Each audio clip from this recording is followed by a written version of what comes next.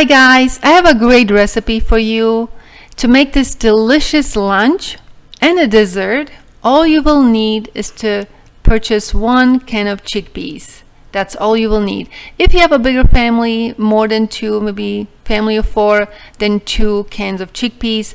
But for the cookies, you will only need the liquid Aquafaba from 1 can of chickpeas. So this is the ingredients for the chickpea salad. You can screenshot it, and also it's written below the video.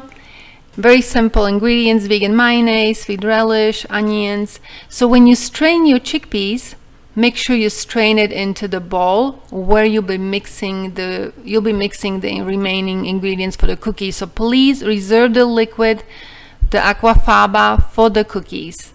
Do not discard it. So here I mashed my chickpeas coarsely. You don't need to mash it too much. And then I added my sweet relish, and I like to remove as much as liquid as possible. So I put this sweet relish through a strainer and kind of press it so there's as much as liquid possible can escape.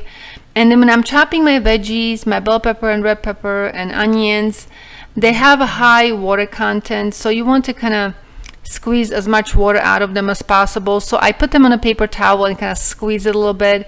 You don't want to have the salad too watery. And of course, to bind it all together, you will use vegan mayonnaise. It's good for animals, it's good for our health. And also Hellmann's got vegan mayonnaise now. So this is my little vegan salad. It is so delicious. It is full of fiber, iron, calcium. It is just so nutritious and delicious, so much better than using flesh of a chicken and tendons and veins and blood and all that. You want the goodness from nature, and that is super nutritious for our bodies. Like I said, iron, calcium, fiber, just incredible.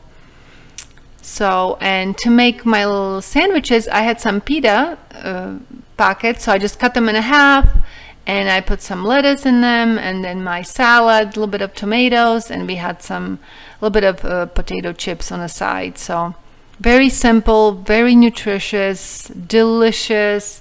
You will feel so good after eating this. So now we're going to make our cookies. So this is the ingredients for the cookies. And the first ingredient, the Aquafaba from the chickpeas. Make sure you reserve that. And you can use a mixer, but I just used my hands for like 2-3 minutes and just kind of whipped it with my whisk. And you want this little runny. You don't want it to be super thick. Vegans know that you can make egg whites, stiff egg whites out of it, but we don't want that. So I grounded my oats. 1 cup of oats into a flour. So this is, I use pistachios. They were unsalted pistachios. I chopped them up.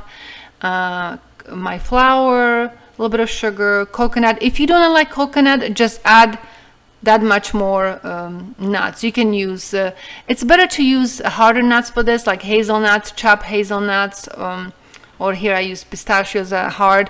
You can use the walnuts or pecans, but make sure they're grounded up really fine. And here I'm adding half a teaspoon of baking soda, and this is half a teaspoon of cinnamon. I just eyeballed it, so mix it all together. And don't be alarmed, it will be a runny dough, and that's perfectly fine. That's how it's supposed to be. See, the Aquafaba makes it nice and light. There's no oil in here. This is so healthy. And with the tablespoon measurement, you will make little cookies on your parchment paper lined baking sheet. And this is half of them, more than a half. I think it yields 18 cookies. So then I use another sheet to bake the remaining, I think it was like 6 or something cookies. And you will bake this on 320 for 20 minutes, 320 Fahrenheit for 20 minutes. And let it sit on a baking sheet. Once you take it out of the oven, it will cook for a little longer, and they're delicious with tea. They're just amazing, so light and yummy, and I think super easy. So I was enjoying in my garden a little bit of tea and cookies after my lunch. It was super delicious. I hope you like this recipe. If you enjoy my channel and you like my recipes, please subscribe and like, and I hope to see my next recipe.